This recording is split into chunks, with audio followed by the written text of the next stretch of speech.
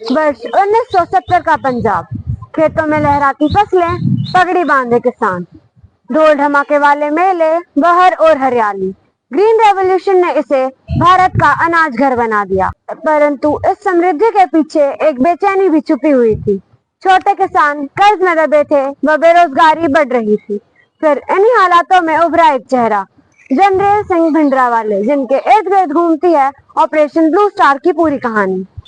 नमस्ते, स्वागत है आपका टिप्स इन्फो में। और आज हम आपको साझा करेंगे ऑपरेशन ब्लू स्टार की पूरी जानकारी। इस जानकारी से हमारा मकसद किसी भी संप्रदाय या व्यक्तिगत भावनाओं को ठेस पहुंचाना नहीं है। अभी बताई जाने वाली सभी जानकारियां विभिन्न किताबों और इंटरनेट के माध्यम से इकट्ठा की गई हैं। प्रत्येक जानकारी को हम त्रुटि रहित बताने की पूरी कोशिश करेंगे और अगर जाने अनजाने में हमसे कोई त्रुटि हो जाए तो हम आपसे उसके लिए क्षमा याचना चाहेंगे। वर्ष 1973 में अकाली दल ने आनंदपुर साहिब प्रस्ताव रखा।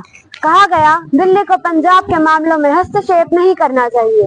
पंजाब पूर्णतः समृद्ध है, हम अपने फैसले खुद ले सकते हैं। यहाँ बहने वाली नदियों के पानी पर सिर्फ पंजाब का हक होना चाहिए। पंजाब की बड़ी आबादी को यह अधिकार की मांग लगी तो वहीं कुछ लोगों ने इसे अलग देश की तरफ पहला कदम माना। कांग्रेस ने अकाली दल को कमजोर करने के लिए दमदमी टकसाल के उपदेशक जनरल सिंह भिंडरावाले को अप्रत्यक्ष समर्थन दिया। नशाखोरी और बुरी आदतों के खिलाफ भाषण देकर सिखों को परंपराओं से जोड़ने की बात करने वाले जनरल सिंह भिंडरावाले की धीरे धीरे बदल गई। लोग उसके करिश्माई व्यक्तित्व से बहुत प्रभावित हुए और वह पंजाब के अधिकांश युवाओं का हीरो बन गए। अपने भाषणों में जनरल सिंह भिंडरावाले ने सिखों के साथ भेदभाव का जिक्र करना शुरू कर दिया। स्पष्ट तौर पर भिंडरावाले ने कभी भी सिखों के लिए अलग देश खालिस्तान की मांग नहीं की थी। हालांकि अप्रत्यक्ष रूप से उनके भाषण खालिस्तान की मांग को उभारने का प्रयत्न करते थे। उनका कहना था कि सिखों को अपने अधिकार लेने होंगे, फिर चाहे उसके लिए हथियार ही क्यों न उठाने पड़े।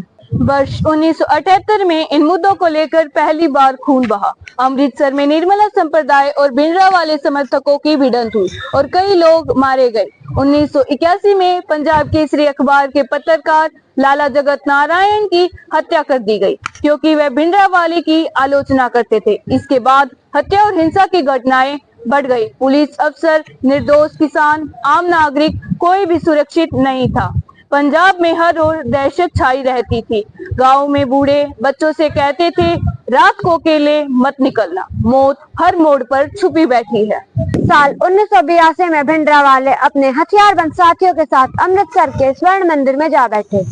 अकाल तख्त को उन्होंने किले में बदल दिया। मशीन गन, गोला बारूद, रॉकेट लॉन्चर वहां जमा कर दिए गए। स्वर्ण मंदिर जो शांति और भक्ति का प्रतीक था, अब भय और बारूद का घर बन चुका था। कुछ लोग भिंडरावाले को धर्म का रक्षक बताते थे तो कुछ पंजाब को तोड़ने वाला। लोग असमंजस में थे, खालिस्तान की मांग हवाओं में गूंज रही थी। वर्ष 1983 और 84 तक हालात और बिगड़ गए। रेलगाड़ियों पर हमले, बसों से यात्रियों को उतारकर गोली मार देना और अफसरों की हत्याओं से पंजाब का माहौल युद्ध जैसा हो गया था। दहशत दिल्ली तक पहुंच गई थी। तत्कालीन प्रधानमंत्री इंदिरा गांधी ने बातचीत की कई बार कोशिश की पर नतीजा शून्य रहा। फिर 2 जून 1984 की रात एक कठिन फैसला लिया गया कि अब सेना उतरेगी। अमृतसर अंधेरे में डूबा हुआ था, चारों ओर सेना का घेरा था। स्वर्ण मंदिर में भजनों की गूंज थी और बंदूकों की खटखट भी। गोलियों की बौछार और टैंकों की गड़गड़ाहट, धुएं से भरे आसमान के बीच यह संघर्ष 4 दिनों तक चला। अंततः एक सुबह हुई जब अकाल तख्त खंडर में बदल चुका था।